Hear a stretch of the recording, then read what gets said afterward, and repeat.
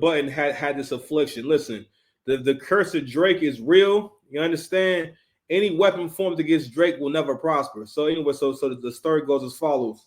Joe Budden gets charged with lewdness after sleepwalking naked in his apartment complex in New Jersey earlier this month, where he films his podcast. Edgewater Police Department press release surfaces stating a neighbor saw him naked in his camera at 7 a.m. in the morning. Ooh, nasty work. Walk somewhere that I shouldn't have slept walked. What? That's what happened. For real? Yes. Yeah. Yeah. You know I sleep. Yeah. Oh Butt-ass. my Slept. God. Oh, shit. Butt ass. Nice naked ass. Good naked sleepwalking. I just did it again. Oh, shit. I did it again. Yeah. Oh, shit. I did it again. Shit. I just slept walk somewhere that I should. Listen, you gotta live righteous, man. Gotta live righteous. You know it never dawned on me. So I'm gonna show this next clip.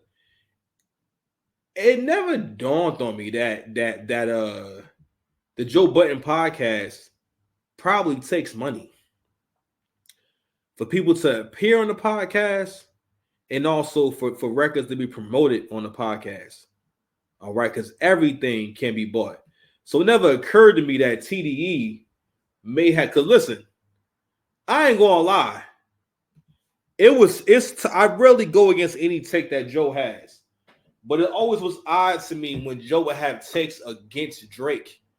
And it didn't really make sense to me. So the way I rationalized it was like, you know what? Rap is a really competitive like arena, and it's fine. You know what I'm saying? Like I be around other battle rappers. I battle rap. I get it. But a part of competition that niggas don't understand is that to a certain degree, you have to learn that it's not realistic to want people to celebrate you like that. It's the same as if you had a huge cock and then one day your parents dropped, your friends find out you had a huge cock. You're like, oh my God, it's a huge cock, right? And then from time to time, you like complain or it really bothers you that your friends never talk about the time they seen your huge cock. And they never ask you about it. They don't talk to you about it to the point where you feel like confronting them about like, yo, how come you don't never like talk about like how huge my cock is? You said that one time and that was that. And that's how you sound when you look for validation. It's like wanting someone to tell you that your huge cock is huge. You know what I'm saying? I know this is some tough language, but that's the best way I can get you to understand how an artist thinks, and I want other artists to understand how they think. But anyway, so that's how much an artist can get into their own head. Also, a part of competition is that when you hear your competition or see a competition do their thing, you always look for a flaw in what they did because you're competing with them. You know what I'm saying? So if you see yourself as competing with them, you're not going to give them as much credit because you guys are competing. You don't want them to look good and sound good. That's the whole point. Okay, so that's what I kind of ruled it out as, right? But I never thought about that. That TDE was paying. So anyway, this is a clip that recently went viral. So this is a part of the wave of people who were starting to kind of like keep it real about the Drake and Kendrick battle that went down this spring. You know what I mean? It was a great back and forth. And the I don't say minority, but people who felt as though K-Dot won were much louder and more obnoxious to the point where if I make a video about it, people find the video and leave. Those videos have the most comments. I got so much engagement just making those videos. But anyway, so the caption reads, Joe Budden podcast finally admits that Kendrick was lyrically destroyed by Drake on Family Matters, looks like TDE payola running low, and they finally telling the truth out here. So I'm gonna bring it back because I don't want to be clicking the wrong way. Oh no! Oh fuck me. Let me see if I can find it. I'm a pause real quick so you guys not just sitting here. Damn. I ain't gonna cry. I put Family Matters on whatever true, that shit is. No, Today. that shit is crazy. That record ends the rest of y'all. Bro, that song is crazy. That song, it does the job to the field. Femi Man is fire. Yo, It's aged well. Bro, we It's be aged well. I ain't gonna really, lie. we be really honest. If we No, be really That record honest, is hard. Yes, we yo. did. no, It we just, did. it No, just we got did. stepped on quick. listen, if We we be ain't get really that far. honest, Drake and when we go bar for bar from the That nigga records, was rapping, bro. he was He was rapping. from what I bro. wanted to hear, just from the lyricist standpoint, he had him. If you'd have kept that energy Yo, Yeah, up, that nigga was rapping, bro. And Yeah. I came in, I tried. I ain't gonna. So, if you don't know, throughout the beef and whatnot, yo, Joe had strong takes. Joe said that Kendrick smacked Drake into a whole different genre.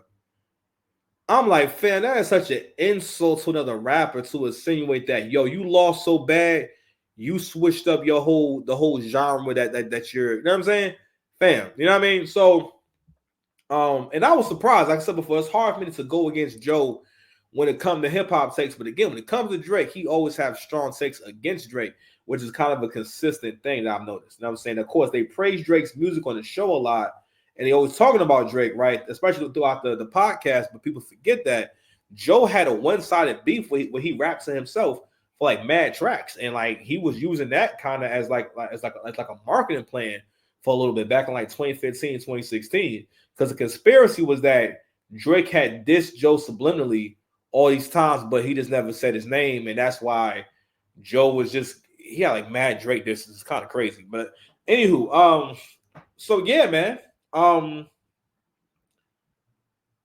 Throughout this clip, well, I believe that's Key Wayne or Wayno, I believe. I'm sorry, Wayne. One to say Key Wayne, Wayno, and he said, "Yo, as far as what I wanted to hear." And it was funny. I had a conversation with my brother when it first came out, and he was like, "Yeah, it's good, but I just wish he would have just focused more on Kendrick." And I was like, "Yo," and I keep saying this shit. It's a 7-minute song. I think he takes out a minute to rap about the other people. He is going in on him and going in on the comparisons to Michael Jackson and Prince. You know what I'm saying? The whole like colorist thing was going on with your relationship for real. You know what I mean? Like this is basically who you really are, and making this shit clever. And I'm like, not only that, when we break down how long he raps about Kendrick or towards Kendrick, it's about 5 minutes. Not like us is about 1.5 minutes of actual rapping, and it's not because he's rapping so great. A part of this shit is shot value, and he used bars. He used basically tweets and made them into bars. Like a lot of shit on that song are tweets that he made into bars. So he didn't really they weren't even original thoughts or ideas. You know what I'm saying? But yo, this is just like kind of what it is, man. When you a winner, all right. But I'm glad people are keeping it a stack, because the first time I heard Fan Matters, I was overwhelmed. I was like, yo, what the fuck? What? First time I played that shit in the car. I was like, what the fuck? What? I was like, oh my God. I was like, yo, Drake, he is smacking this nigga the fuck up. As a battle rapper, I was so impressed. I was so impressed. You understand? Let me see what else we got going on here. So I think I understand why SZA been crashing out, man. I was talking about before. So recently, somebody tweeted, "Who is SZA X?" Because yo, she loved this nigga child, and SZA somehow sees that shit without even being like added. Like it didn't say at SZA. It just said, "Who is SZA X?" And SZA come out of nowhere saying, "God damn, y'all some hateful ass." I don't know if that's a sluts or whatever. Y'all some hateful ass sluts for some likes in these replies. I think she means and these replies. F y'all and my ex, honestly, Happy New Year. And I'm like, yo, and I want to understand why, you know what I'm saying? You know, she stressed out, bro. You know what I'm saying? Because like, yo, let me be clear. SZA definitely got him wiped down. That's what the post says, man. Because right now, SZA is actually a more successful artist and a bigger artist than him right now, as far as K-Dot. Because her and K-Dot going on tour. And Drake had a line where he said, Travis got you wiped down, SZA got you wiped down. It's like a scope, just like your label, boy. You win the scope right now. And like, you know what? I didn't know that SZA had bigger numbers than him. You know what I'm saying? I actually didn't know that. So here they are right here. It says, 1 second, y'all. Let me blow it up. SOS. So it says it was 113 million revenue, and 807,000 over 807,000 tickets sold. It's really small. That's why I got to lean in.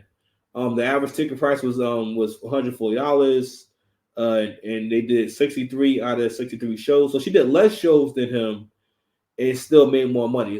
Kendrick, it's just a little bit. It's just a little bit more, but she did do less shows though. He did 73. She did 63. His tour made 110. Hers with 113 with less shows. You know what I'm saying? So that means that he maybe did smaller shows. You know what I'm saying? But anywho, so they about to go on tour, man. It's different. That's going on. Now let's look at it. When you do this and you come out with a 12-track album, that's great with it, but it was really just something for you to do for the West Coast, and you know the shit you've been pushing. The rest out his real album, he still did he did 320. But remember, 4 or 5 days prior, he was scaled at 240, 250. If Drake wouldn't have dropped that lawsuit, he wouldn't have picked up that last 78. Right? That fueled it again. Like, I don't know what the fuck he's thinking. Nigga, this nigga in the middle of his peak, you don't do nothing, nigga, that remotely, right, is tied to him, because it's going to help him. Anything he's doing. So what I'm saying is, right, that growth that people saying is happening, no, that's a Drake factor. I'm with you. Facts. 220, 240. That's the Kendrick. When Kendrick did that last album, took them 3-4 summers off. We was telling him every stunner was on him, top was on him. We on like, bro, you nigga, what the f you doing? Nigga, you taking too much time off. You gonna lose the people. He come back, he dropped. Remember the project before that, he did like a 600 piece. He come back and do like 350% of it. Yeah. Right? Yeah. So then he comes with the project with the artist who don't do too well, the Baby Keem, Little Keem, whatever he is, right? Yeah. Don't do too well, right? So now everything's in limbo, right? What's sparking back up was this that's going on. Now let's look at it. When you do this and you come out with a 12-track album, that's great with it, but it was really just something for you to do. So what WAC 100 is basically talking about is basically where the interest for him was at, where his numbers were at. Because again, he did take a lot of time off, and I mean, to a certain degree, like Kendrick is an artist who can take time off, but Kendrick took like 4 summers off, bro. Like, Dan was 2017. He didn't drop another solo album until 5 years later. All right. And then he put out GNX, 2 years later. Right. And not that you got to have albums out all the time, but Kendrick wasn't hopping on the records.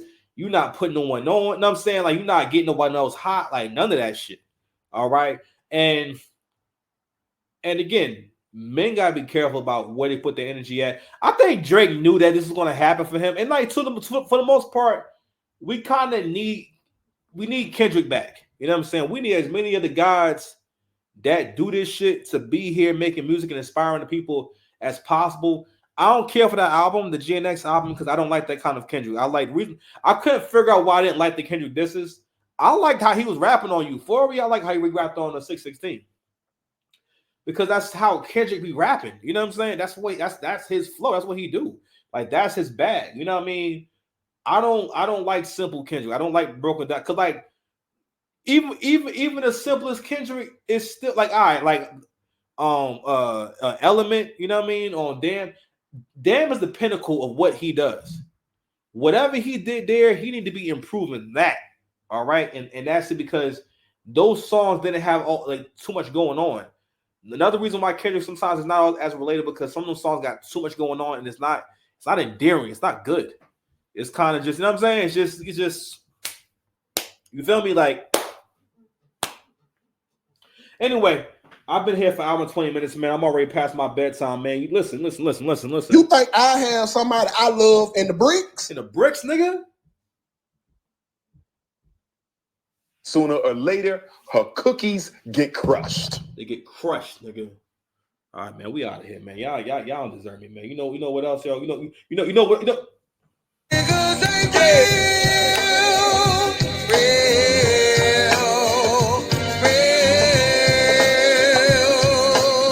Some of you niggas ain't. I've been having so much fun, man. Nah, I'm joking. I'm playing. I play too much. All right, we out here. Love y'all, man. Please like, share, subscribe. Y'all be safe. Peace.